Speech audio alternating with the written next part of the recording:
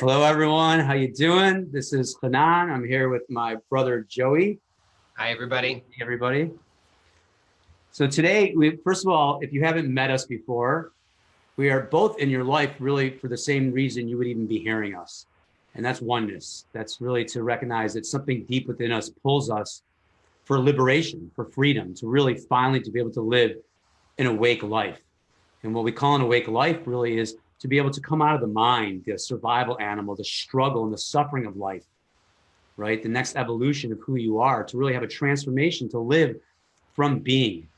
Like it can't be that oneness only exists sometimes when you have an orgasm, when you're in nature, when you have an experience that then fades away. If oneness is real, it's got to be everywhere because it is. So there's no reason that you can't be trained out of your mind. And that's exactly what Joey and I do. We help train people out of their mind so they can awaken and live an awake life.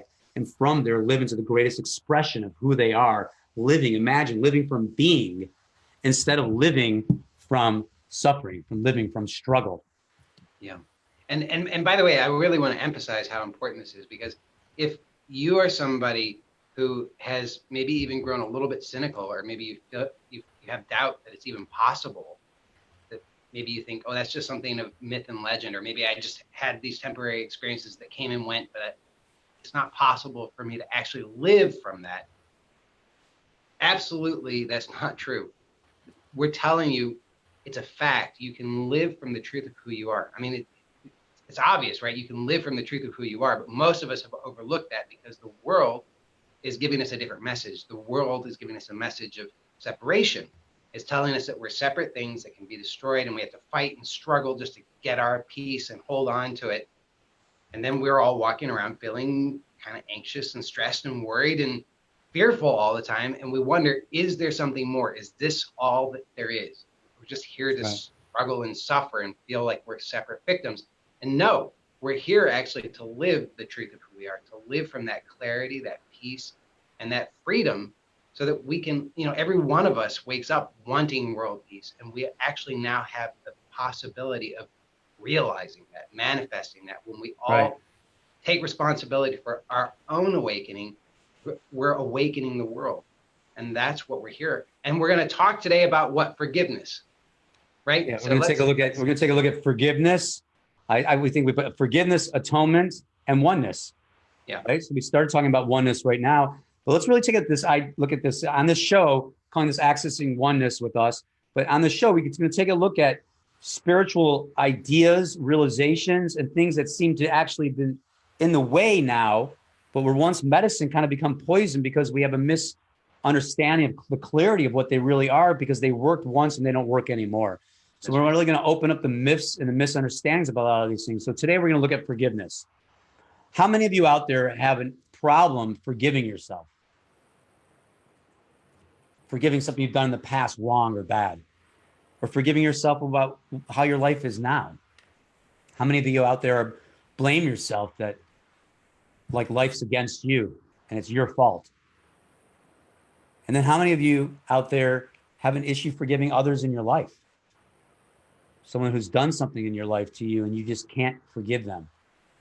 So often we're told that forgiveness is offering something to this other person. It comes off in a way that I'll forgive you, right? Like it's like a control thing in a way, if you look at it like that. It's kind of from the ego, right? Forgiveness is beautiful because we release, right? In Judaism, there's the Day of Atonement, at 1 minute, which we'll talk about in a minute, right? In Christianity or Catholicism, there's a confession. Not sure in Christianity, right? But all religions have different forms of being able to come clean. And it's powerful, by the way. I mean, we see that this is, it's also fundamental in the 12 steps. I mean, it's a really powerful process and to actually forgive. But the problem is, from my perspective, that we've been given the wrong idea of what forgiveness is. And so nobody can actually forgive because it's always striving to arrive at something that we can never arrive at. We can never get the just right feeling of, yeah, I've actually forgiven and this feels good. That's right. So we get the basic idea of like forgiveness, right? Joey is like this kind of this way of release, and literally saying I don't blame you anymore, right? Or I have now forgiven something you have done. Yeah.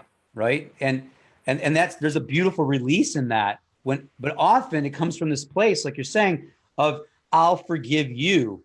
Mm-hmm. Or why didn't they forgive me? As if like somebody else has to give you the license in order to come to some kind of completion. Yeah. The real release and completion is recognizing who you really are and who someone else really is. Right? And that's what at-one-ment is, atonement. To come to atonement is to come at the one. Mm-hmm.